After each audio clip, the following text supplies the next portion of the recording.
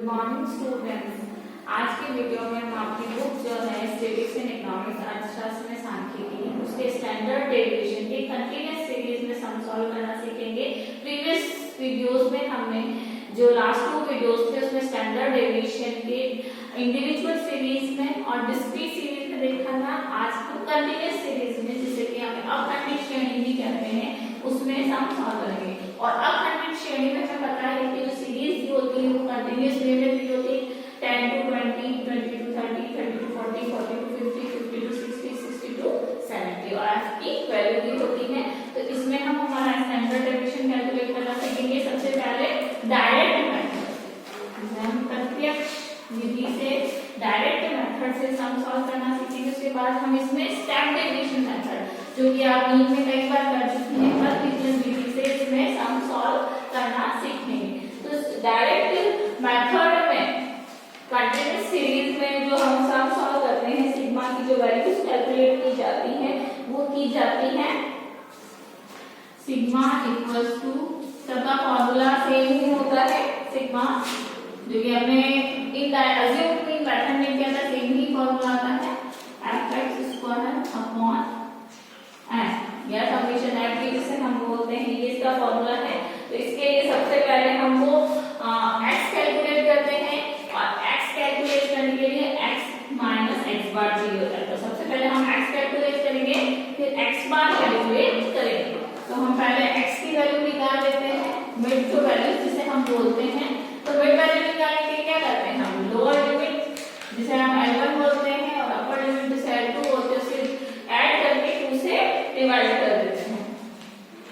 आप क्या है 10 plus 20 को 2 से हमने डिवाइड किया 50, ये है 25, ये है 35। आई होप आपको आती होगी इसलिए मैं डायरेक्ट इसको सॉल्व कर रही हूँ। 45, 55 एंड 65 ये इसकी x की वैल्यू आ गई। अब हमें क्या चाहिए मीन का कैलकुलेट करना, मार्जिन कैलकुलेट करना, x बार कैलकुलेट करना है। तो x बार करने के लिए आपके पास 3 मेथड हो सकते हैं। 3 मेथड है direct method, indirect method, step deviation method जो कि हम हमारे चैप्टर 5 में कर चुके हैं। इसमें से कोई सा भी मेथड आपकी चॉइस है जो आपको इजी लगे वो कर सकते हैं। तो यहाँ पे हम डायरेक्ट मेथड से कर रहे हैं जिसका जो फॉर्मूला है समेशन fx अपॉन n या सिग्मा f जिसे हम बोलते हैं इसे हम सॉल्व करेंगे। तो सबसे पहले हम fx निकालेंगे। ये है हमारा fx। fx हमने किया fx को हम इसको कैलकुलेट करेंगे तो 15 into 2 f2 है x 15 है तो ये हुआ 30। ऐसे 4 into 25 100, 35 into 8 280, 10 into 45 450, 12 into 55 इसका जो हमारा मल्टीप्लिकेशन आएगा 660। अब 65 को 4 से मल्टीप्लाई किया तो इसका जो हमारा आएगा 260। ये इसका हमारा आंसर आया। अब हमें चूंकि समेशन fx चाहिए तो हम इसकी समेशन इसकी टोटल कर देंगे और इसकी जो टोटल आएगी वो है 1780 और उसको हमें n से डिवाइड करना है। तो n क्या है समेशन n या n एक ही बात है यहाँ पे। इसकी हम टोटल करेंगे तो 2 4 8 10 12 और 4 इसकी जब हमने टोटल करी तो वो हमारी आई 40। तब हम हमारे x बार की वैल्यू इजीली कैलकुलेट कर सकते हैं। x bar equals to summation fx की वैल्यू है 1780 अपॉन n आया हमारा 40। इसको हमने डिवाइड किया तो जो हमारा x बार आएगा वो आएगा 44.5। तो हमारे x बार की वैल्यू कितनी 44.5 ये हमारी वैल्यू ठीक है। x बार है ये हमारा। तो ये अब x बार निकल चुका है तो हम हमारे x की वैल्यू कैलकुलेट कर सकते हैं। तो x equals to x minus x bar. तो हम इसे कैलकुलेट करेंगे तो x कितना है हमारा 50। x बार की जो हमारी वैल्यू है ये वो है 44.5। अब इससे हम सम सॉल्व करेंगे तो ये हमने कैलकुलेट किया तो ये आया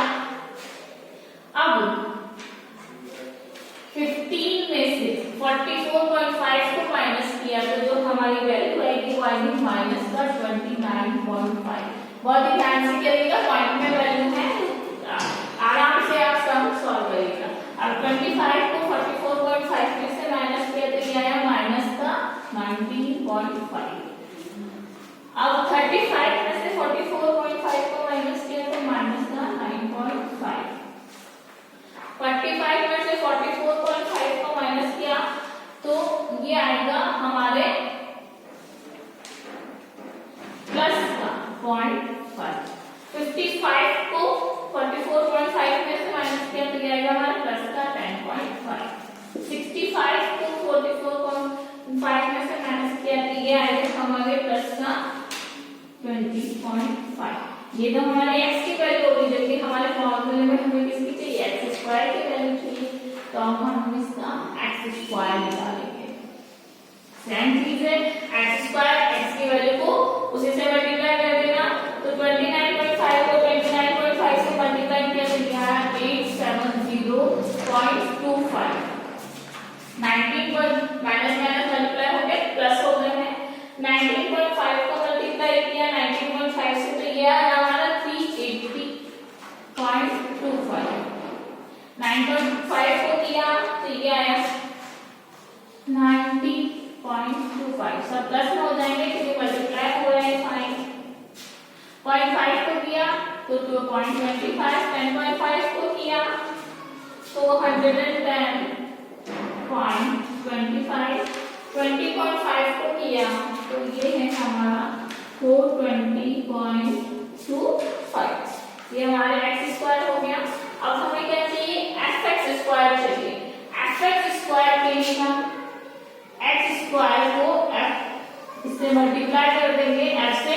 x स्क्वायर की वैल्यूज ये है और f की वैल्यूज ये है, इसे हम मल्टीप्लाई करेंगे तो 2 को 870.2 से मल्टीप्लाई किया, 2 5 से किया तो ये आया 1740.5।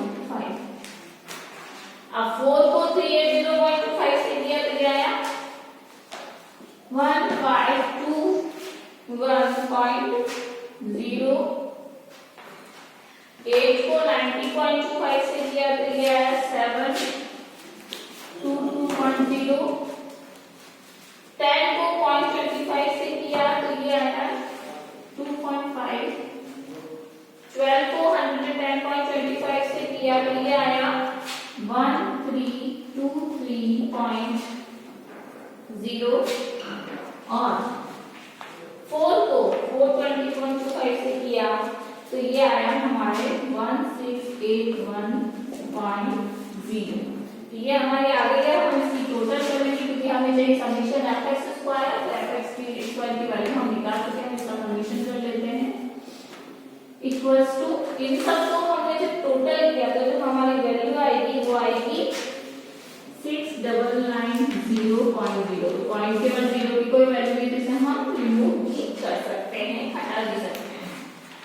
ये आपकी वैल्यू आई, अब इसे हम फॉर्मूले पे पुट कर देते हैं तो sigma equals to square root of summation fx square की वैल्यू कितनी है 6990 अपॉन n।